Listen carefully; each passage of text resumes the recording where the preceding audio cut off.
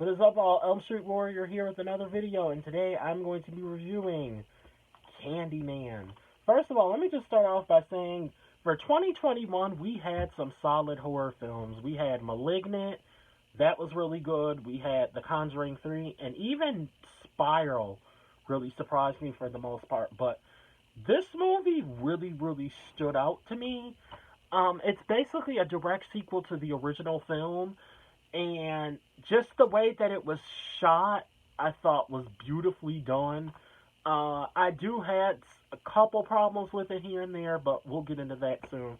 Basically, the plot follows this painter named Anthony, and for anyone that remembers the original film, it is the same Anthony as the baby. It's just a grown-up version of him.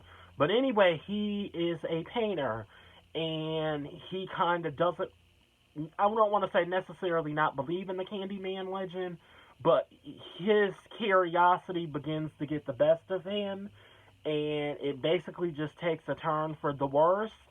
And by the end of the film, we're like, wow, so he should have really believed.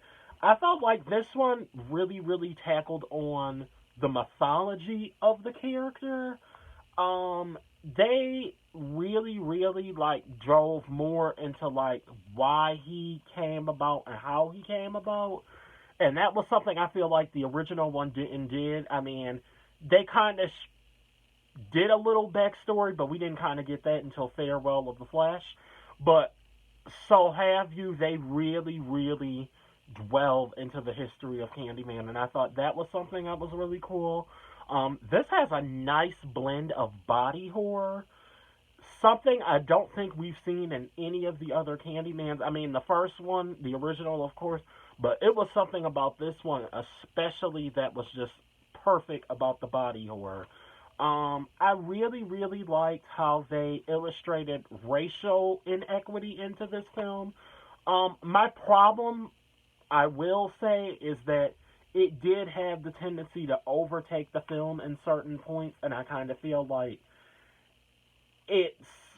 don't want to say it overtook Candyman, but in some ways it did, because they focused way more on that, I feel like, than they did Candyman in a way. But I understand why they had to do it, because it was very important to the story. The ending to this movie, very well done.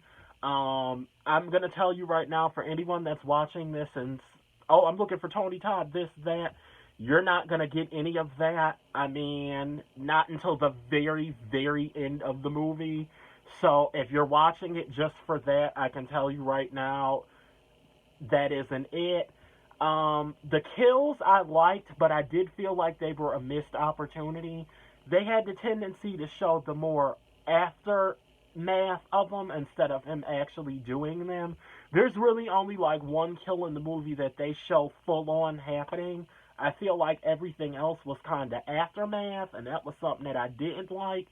Another thing I didn't like either was the fact that it was a certain character who really was important to the first film, and although she makes a return in this film, I don't feel like she was given enough screen time, and I felt like she should have been given more. That was just my personal opinion. But other than that, this was a solid film. I really enjoyed it for the most part. I'm not going to sit and tell you, oh, it's better than the original, because it's not, obviously.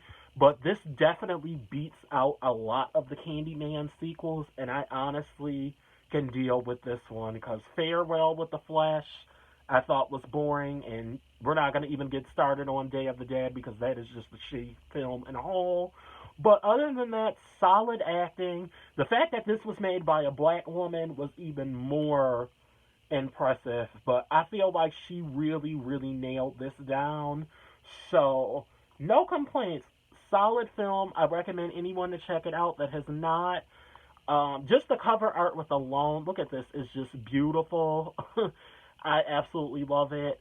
And that's all I really have to say about this film. For definitely one of my favorites for 2021. Like I said, we had some other releases, but this one I felt like really stood out.